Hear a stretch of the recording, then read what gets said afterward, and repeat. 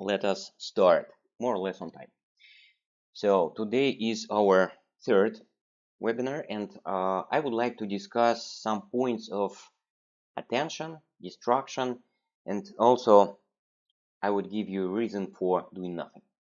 And as usual, as it has been done before, I would like to spend some time to talk a little bit about your takeaways from the first webinar that I took from feedback form.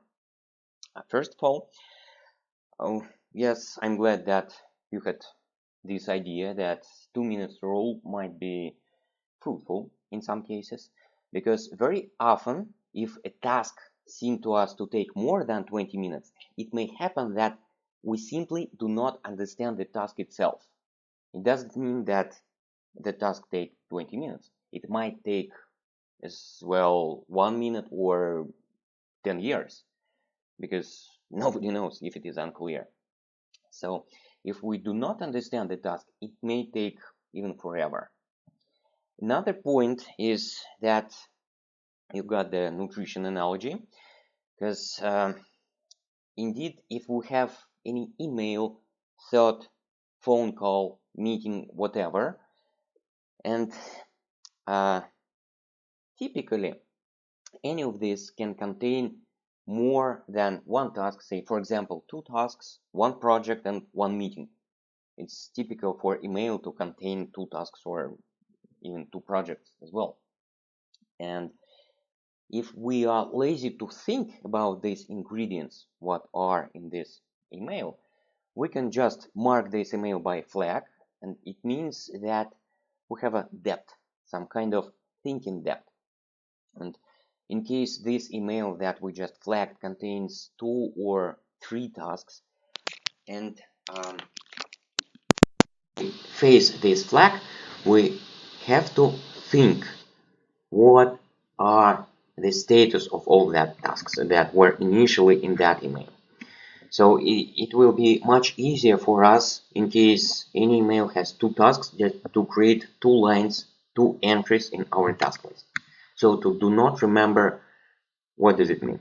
Just 2 lines, 2 simple monkey-fied tasks.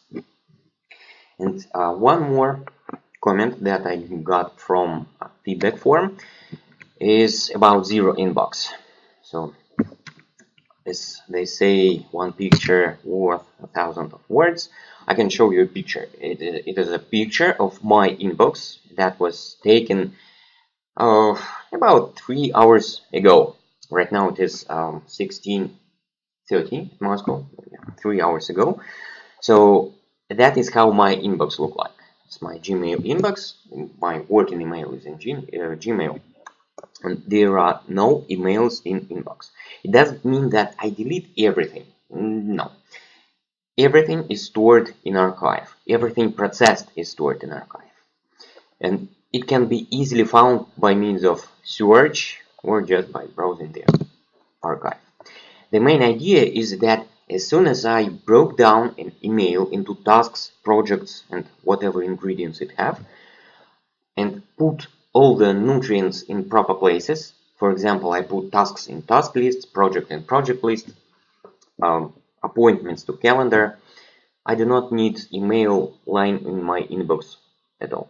So I can simply archive it. But in some cases, I may need this initial email to reply, but for this purpose, I can copy and paste the link to this email to the task description. Or, for example, in Outlook, it is a screenshot of old Outlook from that time that I was working for Kaspersky. You see, it's strange Russian letters, say something, its interface in Russian, but the same idea. My inbox, the normal state of my inbox is be empty. And if I need some email to later reply, I can create a task and attach, just store this email also inside this task. It might happen. Or I can save the email in a folder right here. I have only 4 folders, and the main folder is processed, and also some other folders for some specific needs. So that is how the zero inbox looks like. what does it mean?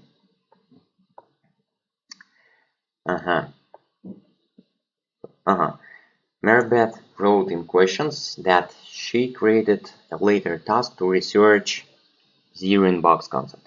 Zero-in-box concept is quite simple, and beware of words like research. Research means it is pure procrastination.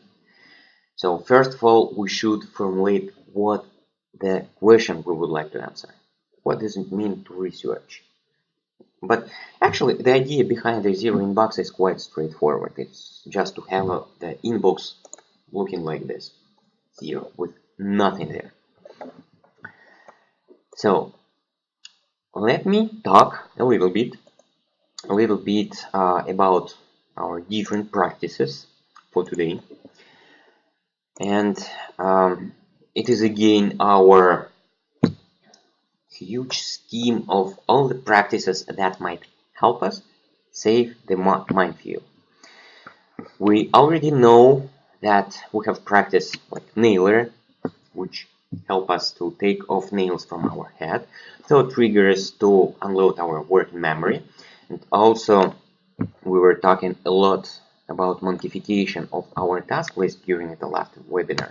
And today I would like to talk about some more practices, and I would like to be focused mostly on this group of practices that help us to minimize our attention switching. But before this, I would like to talk just a little about regular recovery. And I'm going to discuss this topic just superficially. By the way, who of you typically sleep less than 7 hours? Can you make a confession like this?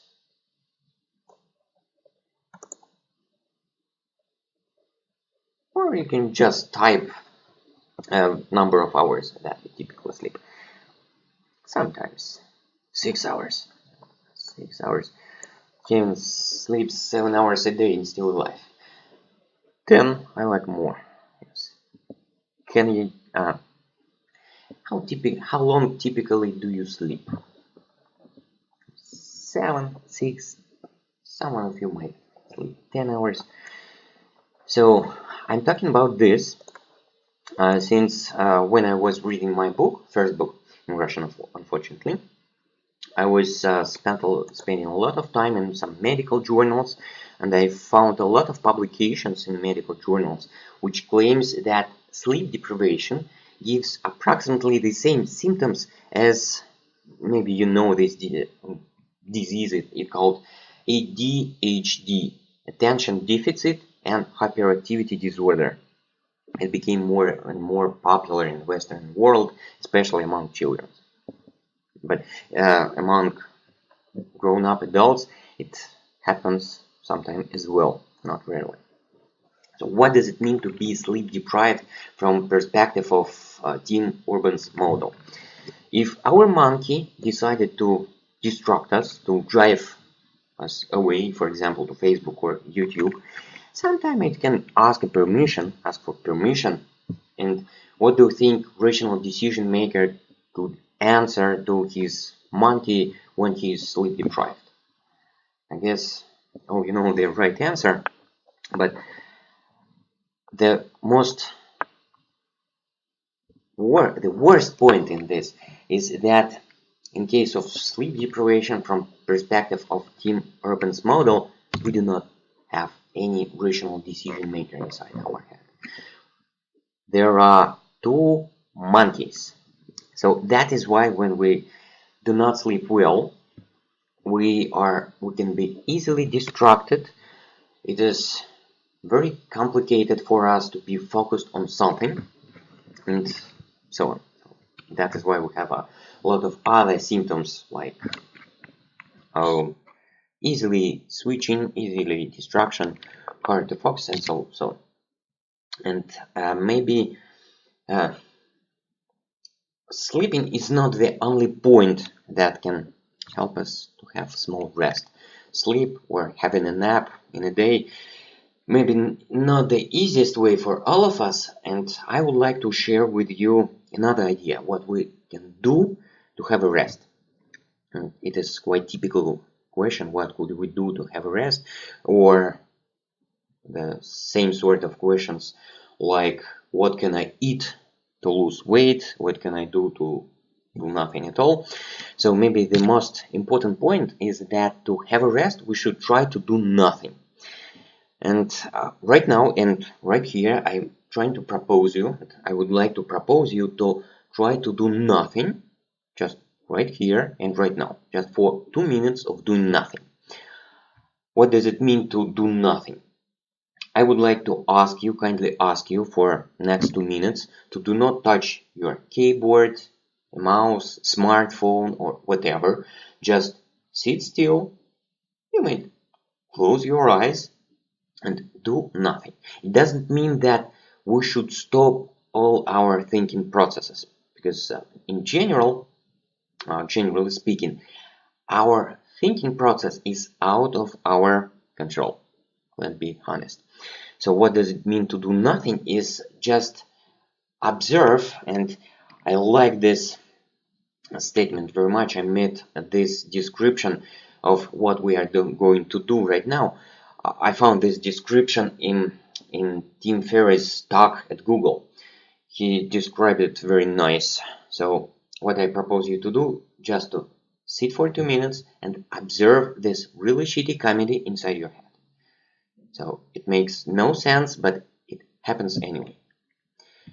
Right here we have 4 time circles, and each of them will disappear in 30 seconds. So totally we are going to have 2 minutes of doing nothing.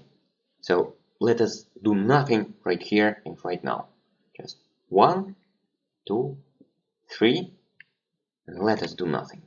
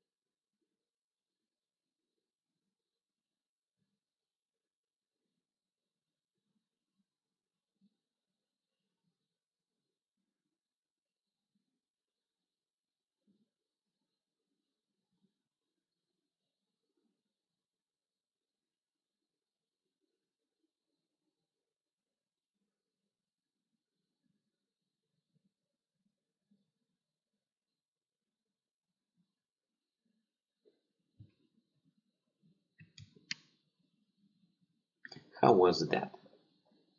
Can you share your impression? Did you like it?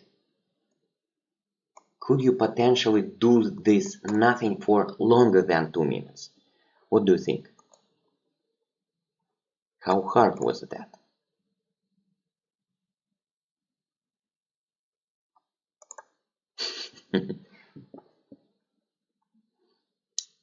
Shall we say that yes, yes, and I do? Nice.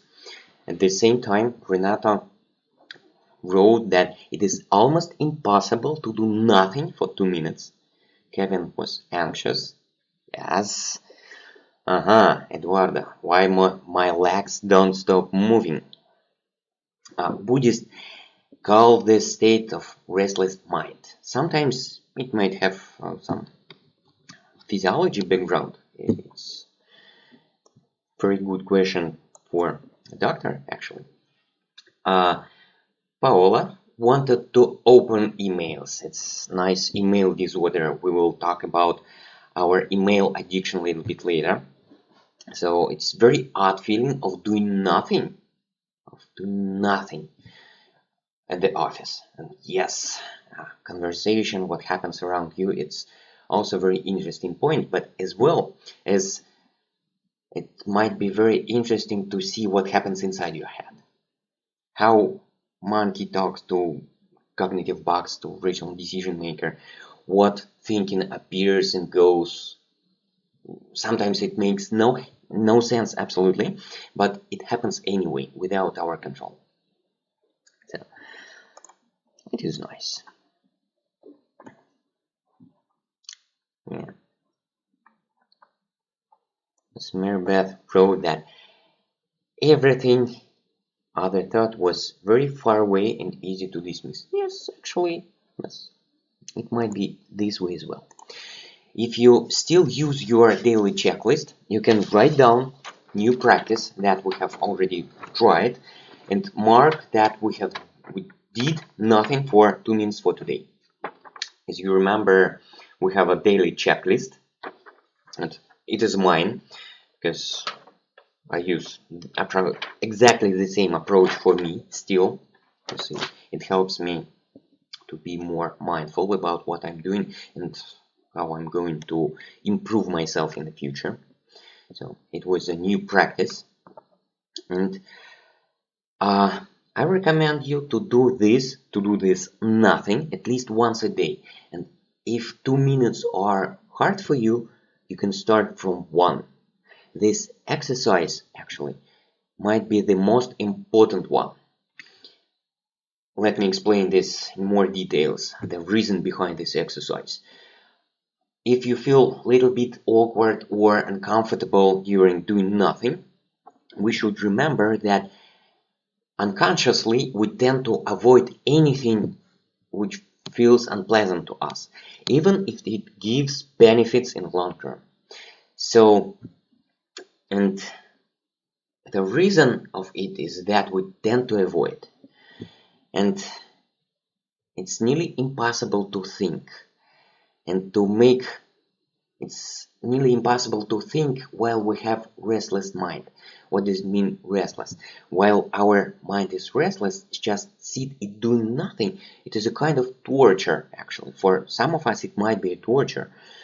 And with this mind we are not able to make any thoughtful or mindful decisions.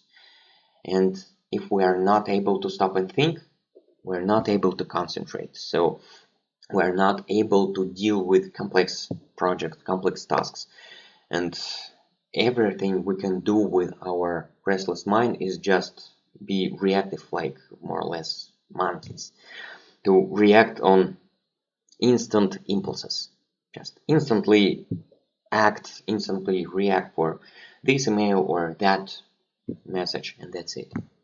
And many of us in state of restless mind try to find anything to do in every second. And we might have a pause, just naturally, to have a pause to think and to have a break. And sometimes we can feel at this moment of pause and this moment when we are supposed to do nothing, some irrational force deep inside us that make us seek a new task to do. And preferably, we're trying to seek for something clear and simple.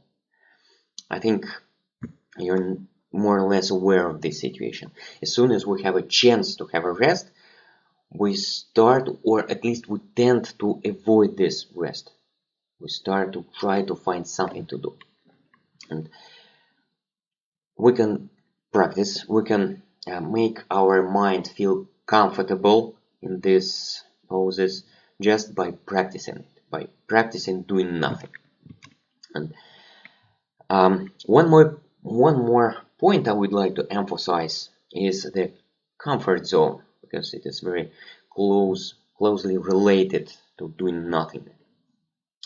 We have a joke that most of self-improvement books are those where a millionaire from, say, Beverly Hills recommends to a man from a deep outback, just leave his comfort zone. That's it.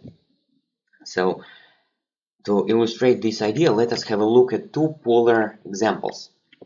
Let us consider two examples how our stress might be in comparison to our comfort zone.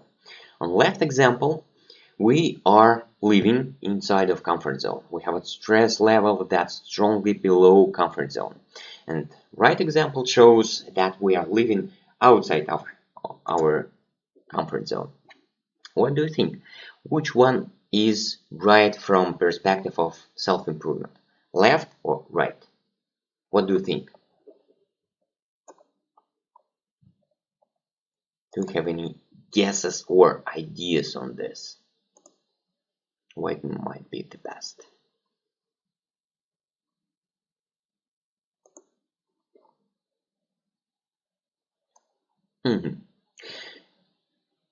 You think right or or left one?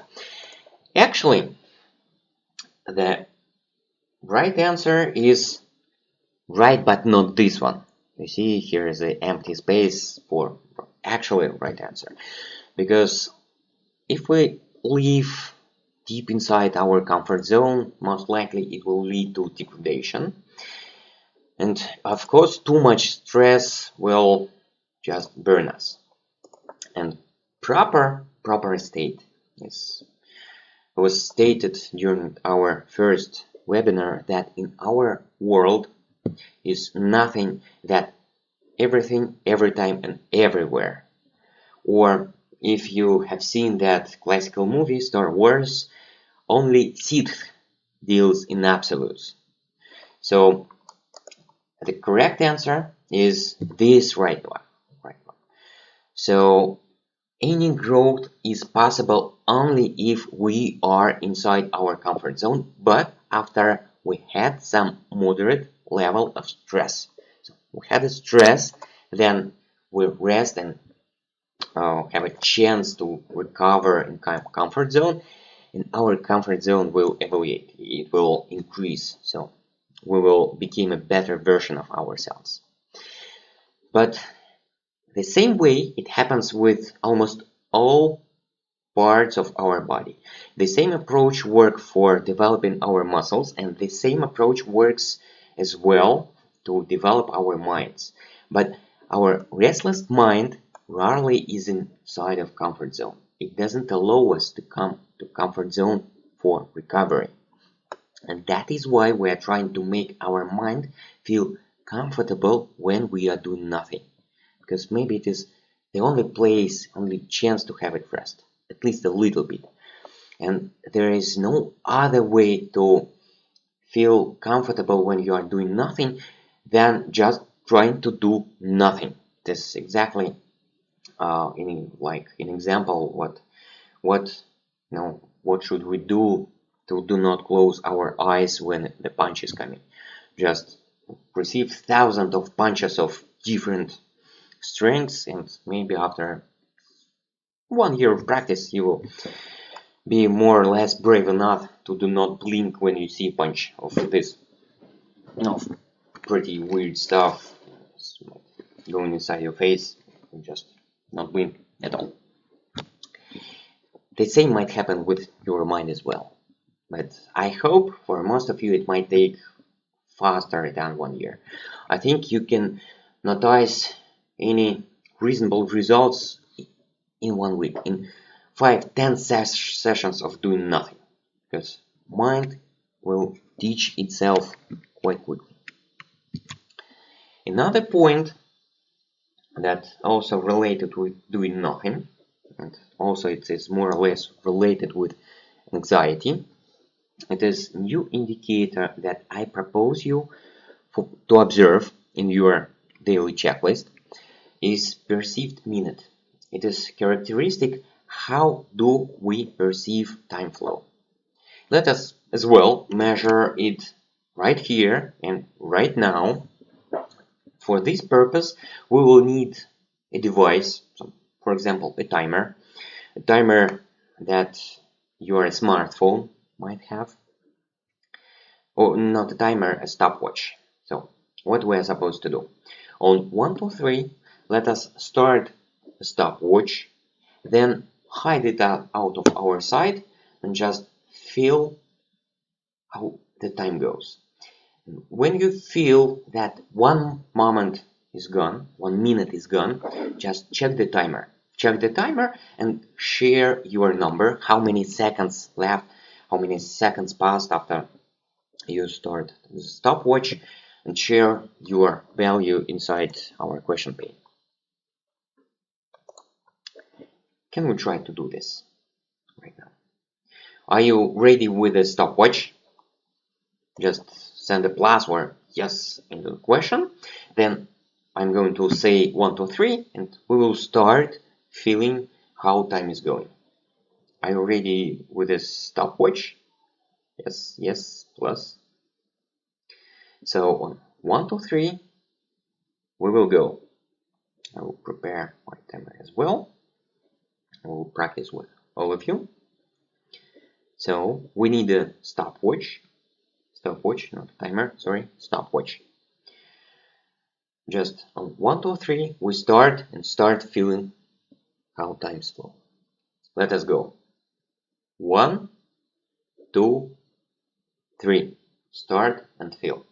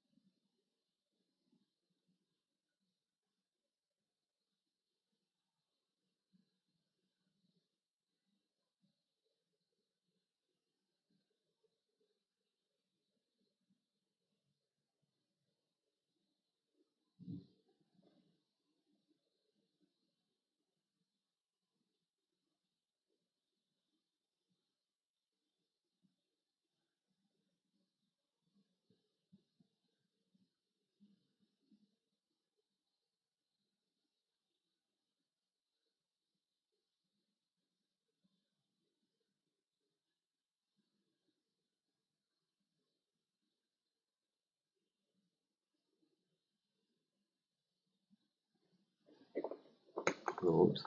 I see your answers. Eduardo was asking before, is it like a meditation time? It was doing nothing, it was very close to meditation, but we will go back to this question a little bit later. I will show you another exercise which is closer to meditation, because actually there are plenty of different forms of meditation, and strongly depends on culture, on school. In Zen school they have one practice, one set of exercises. In Buddhism they have a Mahayana tradition, they have another tradition, they have a diamond tradition, diamond way tradition, they have a lot of Theravada tradition as a Thai forest tradition, and all of them have some little specific meditation. So, okay, I see your answers, and them are a little bit worrying me, actually, to be honest, because first I found the mention of this experiment, the mention of this test of perceived minute in a book of widely known, at least in Russia, psychotherapist or psychologist, and he is using this perceived minute test as an indicator of internal anxiety. It's one of symptoms of general anxiety disorder. Symptoms, and not a symptom, indicator. So it doesn't mean that something wrong with you if you have a wrong answer, but it might indicate to this. So what does it mean, wrong answer? The norm is considered to be 65 seconds. 65 seconds. It means that 1 minute 5 seconds is the norm, or maybe later, so, or maybe longer. So Ashley, for example, has some, at least right now, amount of 1.5 minutes, so it means that most likely actually feels more or less quiet and calm.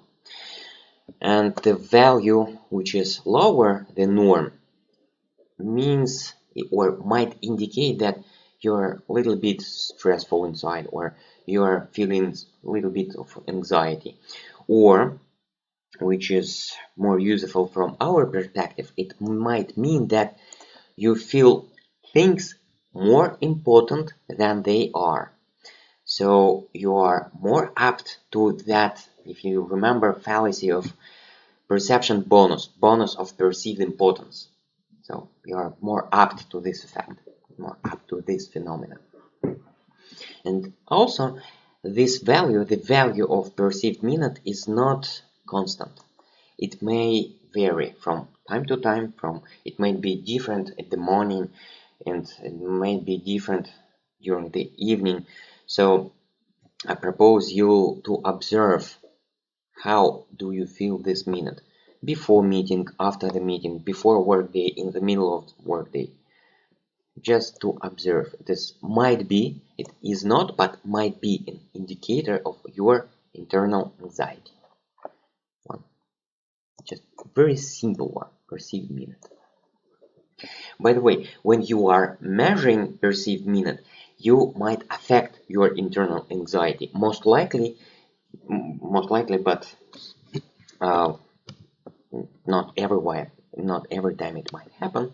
Most likely, you might feel yourself a little bit calmer after just sitting doing nothing during 1 minute. So you can use this indicator as a practice as well. So let us go further, because why do I use our perception of time? I'm using this perception of time to talk a little bit about another practice, quite important practice.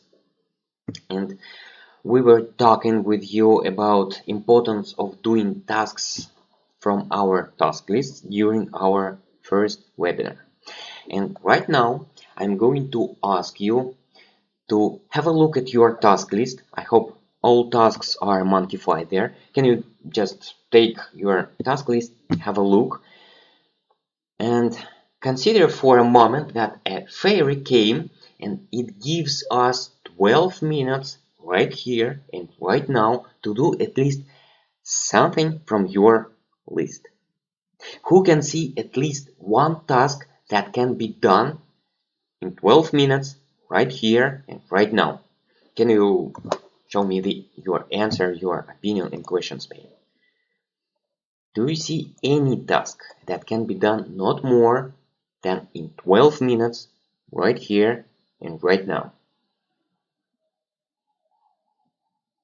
Yes, many tasks. Yes, I can find a task. At least one. If you can do 2 tasks in 12 minutes, okay. These tasks could be from, for example, week or later. At least one. Let us do the following. Let us try to do them right here and right now. But before this, let us play with our smartphone again. Let us run this time not the stopwatch but timer. Let us set up our timer for 12 minutes. 12 minutes. Then on 1, 2, 3, we will start the timer and do this task right here and right now. And after 12 minutes, we will just discuss slightly your experience via question pane. And if task takes less than 12 minutes, you can either decide you can take another task, or you can just continue and do nothing. Are you ready? Prepare your timers. On 1, 2, 3, we will start the timer and start doing our tasks. 1 or 2. Right here and right now. Ready? On 1, 2, 3. 1, 2, 3. Start.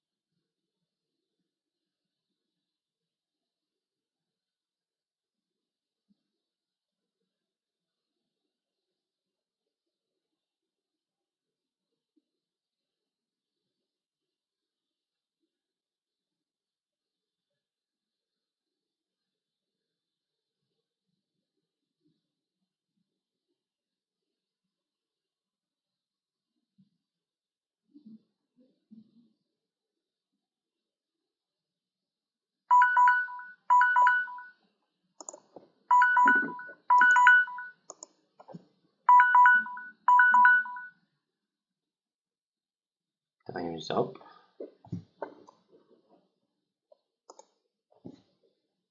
How was that? Can you share your experience?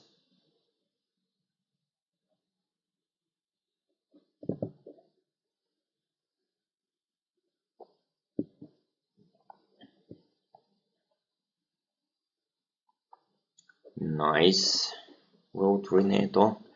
Deleted almost 100 emails. Did you have this task inside your task list? Because sometimes it is crucially important to do only tasks from the task list. If it's so, it's perfect. Yeah, Ashley wrote it. She got stuff done, worked well for her. Cool. Mary Beth was able to complete 2 tasks and about 75% through 3rd task.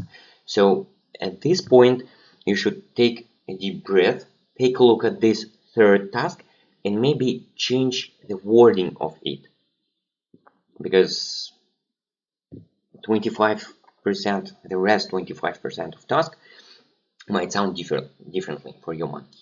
But maybe if you have done 75% of the task, the rest is more than 25. Because we had a joke that first 90% of the work takes about 20% of the time. But the rest, again, 90% of the work might take much longer. So, checked off 5 things of her list, Ashley. Would work. Nice. So, finished about 1 minute and 1 minute remaining, said Kevin. Kevin, did you experience of doing nothing at this point? Eduardo completed as well 1 task. 1 task which was annoying you for 1 week. It is perfect example. On on-site training, offline training, sometime in a group I have a person who scream out loud that he or she managed to complete 1 task that he or she was living with this for at least half a year. So when the task is monkeyfied, we can complete it quite quickly, straight away. So, very good. And then beware of checking email after this. I will talk about this also a little bit later. So at this point, you can write down new practice. This practice that we have done right now, right? We call it worked Pomodoro. I will explain why Pomodoro and what does it mean. Just write it down to your practice list and you can mark this practice as successfully practiced for today. And what should I ask for again? I should explain why this practice called Pomodoro. And first of all, this idea, work Pomodoro, it helps you to minimize the attention switching. And you know, it is completely impossible to do not be distracted at all, because since those humans who were able to concentrate on a single object for a long period of time, they some kind of filtered out of our cruel world for more than thousands of centuries ago. And as they say, at this moment only paranoids survived, and we are able to survive mostly due to our abilities not to concentrate, due to our abilities to be distracted quickly and immediately. So that is why mostly we have paranoid genes inside our genes. And it is kind of our nature to be distracted. In some sense, it is a kind of self-preservation instinct. But at the same time, we are not able to not be distracted at all. But at the same time, we can decide, we can agree, come to agreement with our internal monkey to stay focused for example, for 10, 15 or 20 minutes. It is completely impossible to stay focused for 1 hour because it might feel like something which goes into conflict with our self-perfection instinct, even with this instinct. So it is very fearful to us to be concentrated on something for longer than half an hour, for example. It goes into the contradiction to our self-preservation. But be focused for 10 or 15 minutes is more or less okay. So why Pomodoro? Why this technique called Pomodoro? Initially, this technique was presented by Francesco Cirillo in mid of 80s. He was a student and he was trying to overcome that weird behavior that grown-up humans typically falls into. I mean this well-known student syndrome, when we do everything in the last minute, while we can realize that doing something in advance might be more best strategy, actually. And at some point, Francesco Cirillo came to the conclusion that it is more or less acceptable to his monkey to work highly focused for 25 minutes and then have a break for 5 minutes. And then again, he is able to work highly focused in highly focused regime for 25 seconds. And he was using that 25 minutes intervals by means of tomato-shaped kitchen timer. And tomato is Pomodoro is Italian word for tomato. And also maybe one of dangerous our fears is fear of being too much focused. We're afraid of this focusing state because we might conclude or we might think that this highly focused regime can last forever. We are afraid to do not come out of this regime in proper moment of time. And this might lead to another fallacy, another bad behavioral pattern, which is called the fixation effect in the book of André Couplat, The Mental Traps. And also there is one more benefit from using a timer in short period of time, as a timer is an external device that almost guarantee that we will be distracted at specific moment of time. And in most cases, we are not able to focus because we're afraid to be focused, because we're afraid to stay in this focused regime for a very long time. And we're afraid to miss something important. And due to that fear, also psychologists call this fear of missing around, or fear of missing out, to FOMO, also one of fundamental fears of a human being. And due to that fear, we tend to fall to that mental trap. What does it mean, fixation effect? It means that anticipation of some event in the future prohibits us in the present doing something.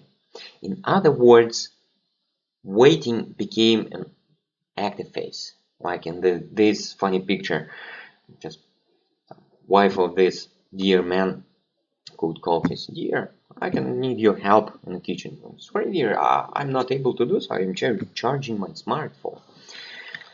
How this fixation effect might look like in our business life, in our office life. Consider a timeline, how time flows, and if we are apt to this fixation effect, consider several meetings in this daily time. And I guess most of you are familiar with this effect. So what does it mean, this effect? It's like saying something deep inside you that says, okay, I have 20 minutes until the next meeting starts. So it is not enough to make anything sensible. So let me just waste this time by checking emails or do something senseless like this. I will explain why I consider checking email not the smartest thing we can do in our time. So inevitably, if we opt to this fixation trap, inevitably every meeting due to this effect will have fixation time in front of you. By the way, is it your case? What do you think? Can you confess or prove me wrong? Is it your case or no?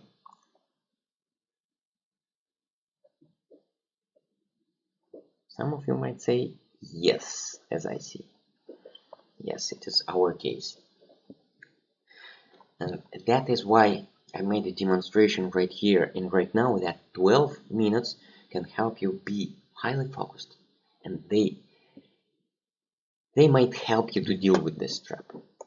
But how this trap actually looks like. If it's your case, also on the timeline, we should also mention that there are 2 points when the workday begins and when the time to go home. And also before going to home, we should be fixated as well. So where is the time to have a work, to do something senseless or senseful or some useful? Unfortunately, nowhere, because the sad answer is that due to unknown reason, most of us prefer to check emails on the beginning of the day, and then 2 or maybe 3 meetings may paralyze the whole our working day. So from one point of view, we may have only 3 hours of meeting, but due to the fixation effect, only 3 1-hour meetings can ruin the whole day at all. And it might seem that the only answer or the only way out of this trap is to work overtime, but it is not. Say, if you have, for example, 18 minutes somewhere here before the next minute, it means that you are able to work out one 13 minutes Pomodoro. Just start the timer for 13 minutes, and when it rings, you will have 5 minutes to be first in the meeting room. And I hope you have got the impression that 12 minutes are well enough to do some useful work if you are prepared for this. I mean, if you have monkey-fied task list, if you have an ability to quickly decide what can be done. If you are not able to decide, if you have no monkey-fied task list, so what should you do? In case you have 18 minutes or 20 minutes, you are faced to a huge pile of flagged emails. See, there are a lot of important stuff. I have to concentrate. You remember how monkey typically handles this case. I have to concentrate. I have to deal with all that small stuff first. Let me go and check emails and I'll do something else. Senseless and stupid. Simple and stupid, unfortunately. But if we have thought before and prepared our monkey-fied list, it might help us to utilize these fixation blocks. Also, we do not have to use all these blocks, but it would be nice to have abilities to use it. It is option, because in this fixation time, you are not obliged to do any work. In some fixation blocks you can do, and it's also might be very good for you. You may do nothing. You may measure your perceived minute or do something else. Let me talk about another practice that can improve our concentration. Except, first of all, was Pomodoro. It might help you, or not exactly Pomodoro, working with a timer, because Pomodoro itself is very deep and very huge, well worked out methodology of time management. And it has a lot of other practices. It's far more complex than just working with a timer. But anyway, right now at this point, it would be enough for all of us just to take culture of working with a timer. It will help in most cases to minimize your attention switches.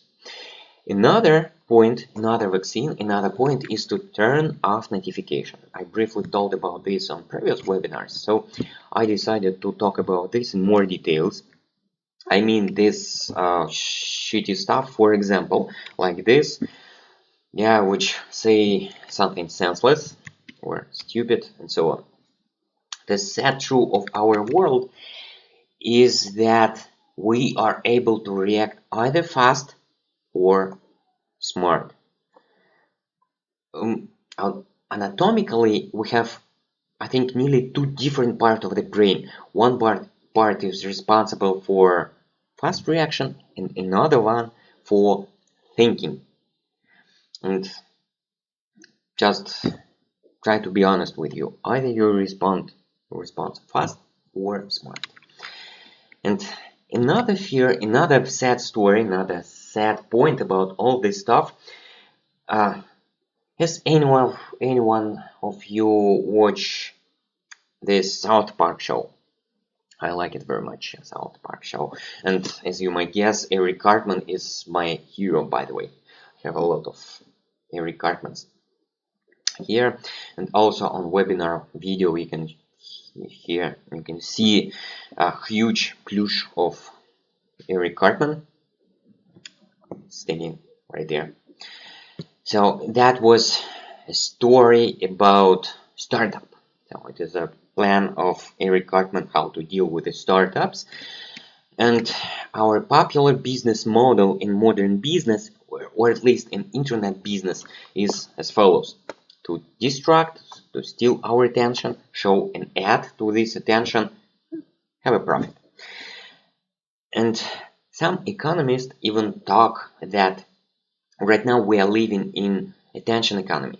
Not money, not information, but attention economy. And attention from some perspective is a currency, a sort of currency of modern world. And the popular internet business model is to steal your attention and to sell it to someone else.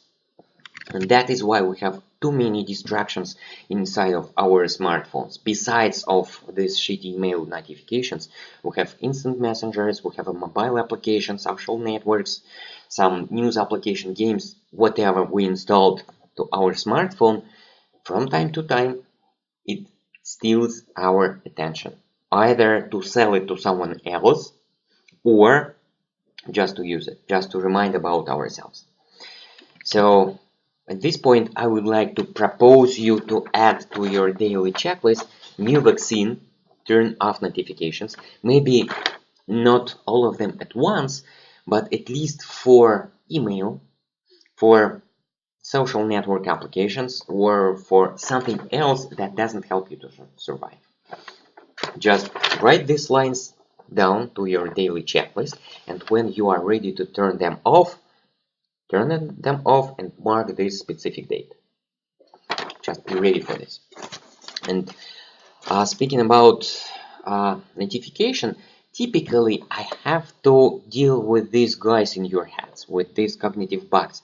And right now I would like to spend a couple of minutes to explain typical responses for our bugs. For example, one typical response is that I'm not distracted by these notifications.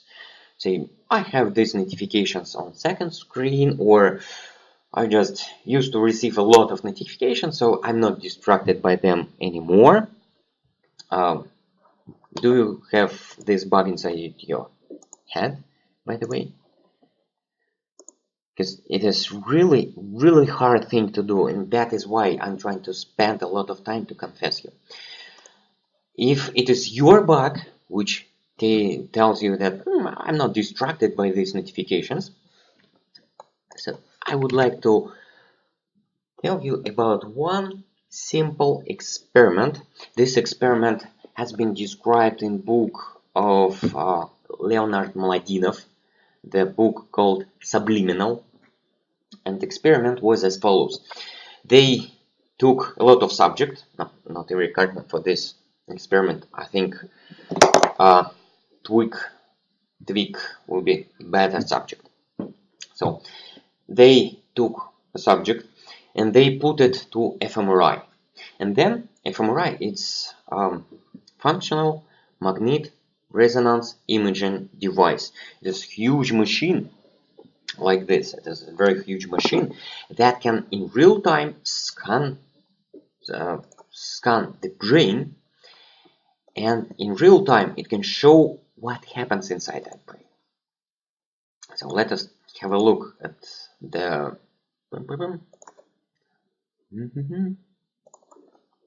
so we have a fMRI here. We have a subject. Subject will put inside fMRI, and then he was shown, or some experimenter present him white, straightforward, and simple pictures. Pictures like lovely pictures of puppies, or lovely pictures of kittens, of butterflies and flowers. But at some moment of time, at some point, they, for very short time of exposition, they was showing something dangerous to subject. Something dangerous like a lion or aggressively monkey or something else. And then again, they start to show puppies, kittens, butterflies, and so on. And then they took off a subject of fMRI and interview him. They ask, what did you see? Have you seen anything dangerous or frightening? What have you seen inside that fMRI device? And typical subject said that he was not aware of anything dangerous. He was noticed only puppies, cats, and butterflies. So on logical level, he showed no awareness of something dangerous. But at the same time, the fMRI cannot be fooled, by the way, or we at least suppose so. fMRI at some point of time showed very clearly and very exact that short time of exposition of dangerous image was quite enough for our brain, for our eyes to catch the image, for our brain to recognize it as a potentially dangerous pattern, and our amygdala, our old and ancient part of the brain, was started to be excited. It started to prepare our body for fight or flight reaction. So it doesn't mean, what does it mean? It means that you cannot say, literally, you cannot say that you are not distracted by those notifications. All you are able to say is that you are not aware of that distractions. It might happen, clearly it might happen that maybe you are not distracted, but you have, twitching eye just because something else. So another cognitive bug is about something special, and for many of us, turning notification off might seem as stopping checking email at all, but it will not happen anyway. And most of us, we are email addicts. It means that we're just addicted with this. And if you have an experience with any form of addiction, for example, with tobacco addiction, with smoke addiction, I think you have an impression that smoker or person who addicted to cigarette probably forget to have a smoke, to have this another portion of cancer stick.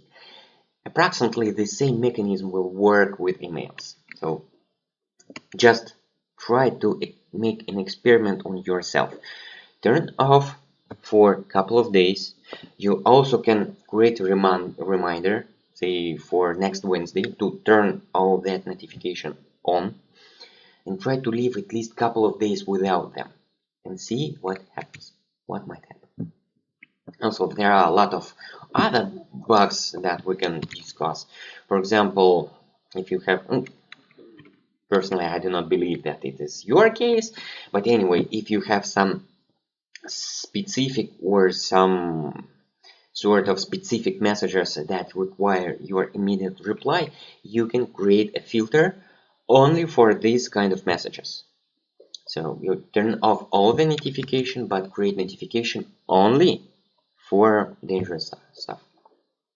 Sometimes we might be afraid to miss something important. But at the same time, if it is your case, if you're really scared to miss something important, let us be honest with us, at least with ourselves. Let us try at least to confess that very important stuff probably change overnight. Because in some cases, in some moments of doing nothing, of observing our thoughts, we might notice that on one hand, we think that we're afraid to turn off all that notification because we're afraid to miss something important. But on the other hand, we might realize that we already have very quite important tasks lying in our task list for at least 1 month, or maybe for 1 year, and they did not change. Just try to think about this. And maybe the last point I would like to mention in this part of my talk is that we are not distracted by urgent tasks. We are distracted by that tasks that we perceive are urgent. And in a state of anxiety, every shit might be perceived as urgent. Because in general, we do see things not in the way they are. It's completely different. Seeing things in the way they are, seeing the world as it is one of property of enlightenment. In Buddhist texts, it is one of characteristic of enlightenment. So we are too far from this. So our perception of importance, urgency, is strongly distorted, for example, by this event, which was by this phenomenon which I mentioned on first webinar, perception bonus. So I'm not sure, but I hope this short talk may make you more or less agree with this statement, at least to try to live at least a couple of days without notification. Create a reminder, a huge big reminder after 3 or 4 days, which remind you to turn them back, and right now just turn them off. Just live with this and see what happens. I don't think that something terrible might happen in 3 or 4 days, but in this case you can blame me. I always tell that you can blame me, but actually nobody does. And the last point for today, also because you are going to holiday, and I would like you to practice some interesting stuff that can affect our attention. And another point is to train our attention. I would like to show you how we can practice it. And it will be one more practice, which is really closer to meditation. What the attention is. Attention on the first webinar, no, I didn't tell you about the attention. Attention, from some perspective, it is a kind of ray of consciousness which goes from object to object on outer world, and we can perceive only that things that falls into that ray of consciousness. And the attention is what shapes our reality. I hope you have seen that very nice video by Apollo Robbins. And everything that is outside of this ray cannot be perceived. We are not aware of its existence. And which makes things worse is that this ray of consciousness is controlled by our deep inside and very ancient parts of our brain that are most of times is out of our control. And the priority, the machine that controls this ray of consciousness has only one priority, to survive, to let us survive. That is why we are too often distracted for any suspicious sound, for any suspicious movements in peripheral side. That is why we're distracted, because our ancient brain machine that's responsible for our preservation, actually, it controls our attention. But also, this picture might create an impression that attention is visual. But besides of something visual, we have a lot of senses. We have visual, or not the sensory organ. Psychologists call this modalities, some sorts of sensory source. We have visual modality, we have kinesthetic, like goes from our nose and nerves on our skin. We have audio modality, and all of them are going to switch, and then switch decides which of these modality is acting right now. Because at every moment only one modality is leading, only one modality that we can focus on. It means that if I'm trying to hear something, listen something, it means that my visual modality goes a little bit foggy. If I try to look somewhere which is far from me, I start to little bit less hear, and also I feel less my skin and so on. And as you remember on that Apollo Robbins experiment, what did he do? While pickpocket that guy, for example, when he took off his watch, he was asked at the very same moment when he took off the watch, he asked him to remind what was in his pocket. And that helped him to switch off his attention deep inside his mind, and that is why he felt less what happens with his body. And the same idea lies inside of maybe you know this gypsy hypnosis. Gypsies are very known very well for pickpocketing, and their strategy to come to you at once from different sides, to loudly speak, to fastly move. So they just overload all your sensory system, and you are not able to concentrate on necessary parts of your bodies, on your pockets, and so on. So why I'm talking about Apollo Robbins experiment? Because from some perspective, all our life might be presented as a huge slot machine. What do I mean? I think all of you might agree that we are not responsible for working of our memory. So if we try to store any tasks inside our mind, we are not able to control it. We cannot remember at proper time proper stuff, and sometimes it remembers itself. Also, let us consider a slot machine. For example, we have a slot for a task that appeared by itself in our mind. Also, we have another slot which is responsible for a context where I am at the moment, at home, at work, or anywhere else. Also, we might have another slot for ideas that came to my mind, another slot for my mood, current mood. And according to this analogy, our whole life might be presented as a gambling, some sort of gambling.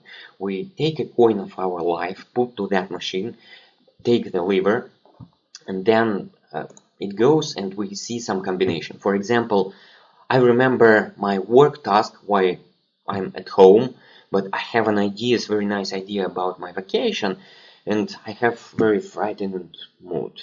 So it doesn't mean I want something, because it's not a big deal to remember working task while I'm at home. I can put another coin of my life to this machine, and another combination came. For example, in business trip, where I have a task about business trip while I'm in somewhere else. I have no ideas and very strange mood. So also I cannot say that I can win something from this combination. I can win in some combination when, for example, I'm at my workplace and I have my work task in mind. I have at least some idea and more or less good mood. In these cases, I might win something in this game. So schematically, let me explain it in other words. So let us consider this grid to be values over time. This row presents which tasks, either say some sort of red task or blue task or green task, which task appear in my mind. Another row says where I am, in a place applicable for blue task or in a place applicable for red ones. What ideas I have, ideas applicable for green task, what mood do I have, and so on. And in the reality, I might have more than 4 slots. I might have more than 4 slots.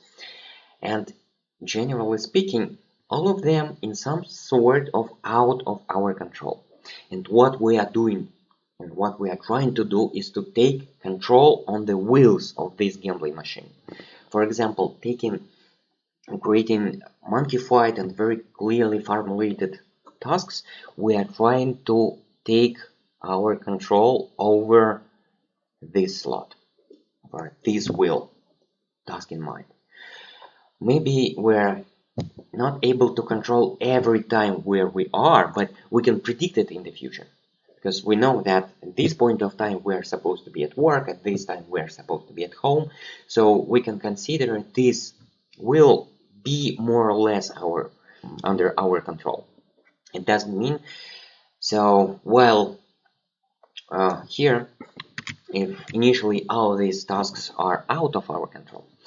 It means that from time to time we can have some small payoffs here, where at least I remember some task where when I was at blue task, I remember while being at blue place, I have small payoff and I have biggest payoff somewhere here when everything coincides in the same moment of time.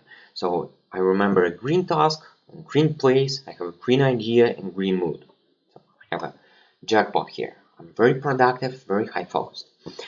And I'm trying to take control over all that wheels. Because when all that wheels are out of our control, technically we can't say that we have not enough time for this. But it could be technically at the same times right, in the same point of view right, that you can say that you are not able to win a jackpot in Vegas just because you have no time. Maybe if you have enough time, if you have plenty of money, you would be able to win a jackpot. Technically it is correct, but it is not our way. We're trying to control this.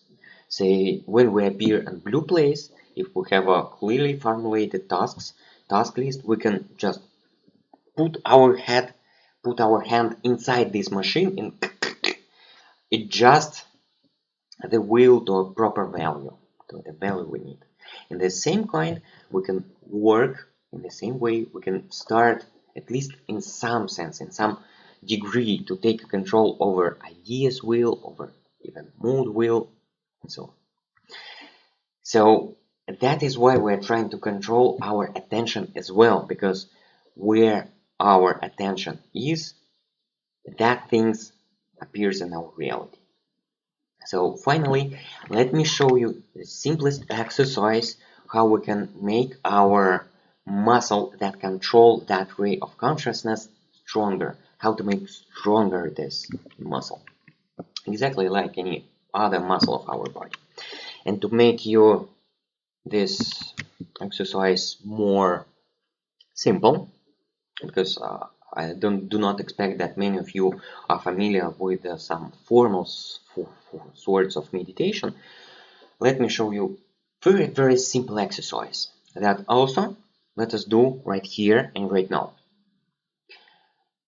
You are not supposed to have a timer. I will launch my own timer on my side. And let us do the following. Let us count how many exhales we can do in 4 minutes while we breathe normally. You can just close your eyes, put hands off keyboard mouse, just to do not start checking emails unconsciously, and start to count exhales. And I will say you when we are done, when 4 minutes are gone, and you will, I hope, you will send me your reply to question space. Let us try. I will start timer, and on 1, 2, 3 we will start. Start, count how many exhales can we make in 4 minutes. Breathing normally. Let us try. 1, 2, 3. 1, 2, 3. Let us go.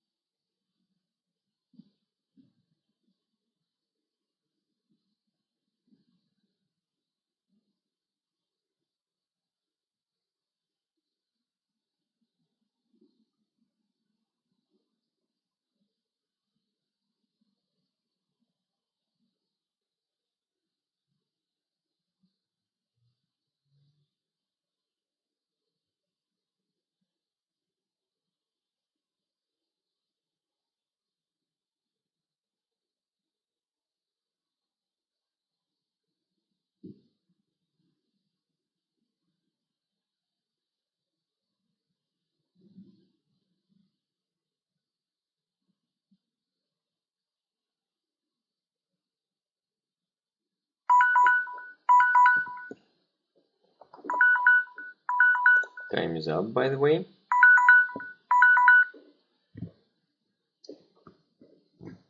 How many did you count? I have count 49, 53, 41, 64, 58, 90, 65. Almost sleep as well. Nice. 42. It doesn't matter how many exhales did you make. it's crucially important that you were successfully able to count them. And you will not be distracted by your thoughts to something else. So it's a very good point. And also, it is a kind of relaxing exercise as well. It goes deep to Buddhist culture. It is a kind of general basic meditation on breathing. So first stages Buddhist monk is doing in order to control his mind is to start be aware of his body, and he starts with awareness of breathing and so on. It's just basic steps. At this point you can just write down one more practice, another practice for today, that we have trained the attention strength, and if it is applicable for you, you can continue and try at least once a day to make several sessions or at least one session. If 4 minutes are hard for you, you can start with 3 minutes, 2 minutes, or even 1 minute. Would be nice. Also, just in case, if any of you sometimes feel or struggle with insomnia, struggle with sleep, you can, anyway, you have nothing else to do during insomnia, you can try to count exhales and see what happens. And finally, that was the final exercise, final practice for today's session. And let me summarize what we have done today and what the homework would be for our next session. And our next session will take place on Tuesday. On Tuesday, by the way, we will have Tony online and we will have a discussion with him. And as for homework for the rest of today, for Monday, and I hope for weekends, because all of that practice can be practiced on weekends on your personal life as well. And for homework from today, we do have new practices. First practice, did nothing for at least 2 minutes, or if you are not comfortable with 2 minutes, start do nothing with 1 minute. 1 minute. If you're comfortable enough, you can extend doing nothingness for 3 minutes. We have another practice, work Pomodoro. It doesn't mean that you should work all the day with Pomodoros, no, but having 1 or 2 Pomodoros would be nice. Just mark this day plus 4 Pomodoro if you have at least 1 Pomodoro. And another practice is train the attention strength for 2 minutes, 3 minutes, 4 minutes, 5 minutes, or in monasteries, or not exactly in monasteries, but Buddhists they go further and they have sessions for 21 minutes of observing breathing. It's first levels of calming down the mind, where they call it shamatha, if you know this term. And also we need or I strongly recommend you to take first vaccine, turn off notifications from your email, personal email, work email, turn off all that shitty stuff from Facebook, Instagram, Twitter, whatever you have, whatever does not help you to survive. And maybe even for messengers, instant messengers, just try. And one more indicator to observe, the perceived minute. And you see, today we had a lot of practices that for external observer might be considered like doing nothingness. So to practice do nothing or train attention strength or measure perceived minute, for any observer we might look like sitting and doing nothing. So be careful of them, because in some corporate cultures, if they see a person that do nothing, it is like a red flag for a bull. So they suppose that it is their duty to come to you, ask for advice, or so on. And it is very uncomfortable when you are deep inside your thoughts, deep inside your brain, and somebody just decide to distract you from this. Sometimes it is painful. So if it is not danger to think on your working place, to be concentrated on working place, try to hide somewhere for these practices. So that's all for this session, and I'm ready to answer any question if you have any at this point. Let me leave this slide to remember it better. I hope you enjoyed doing nothing today, and also I hope you were bored, because neurophysiologists, they strongly connect boredom with better education, with better memory, and with higher creativity. Those who have restless mind, who is not bored, not any given moment of time, he hardly can be considered a thoughtful, mindful person, unfortunately. And that is, it is a first difference between our Western culture and Eastern culture.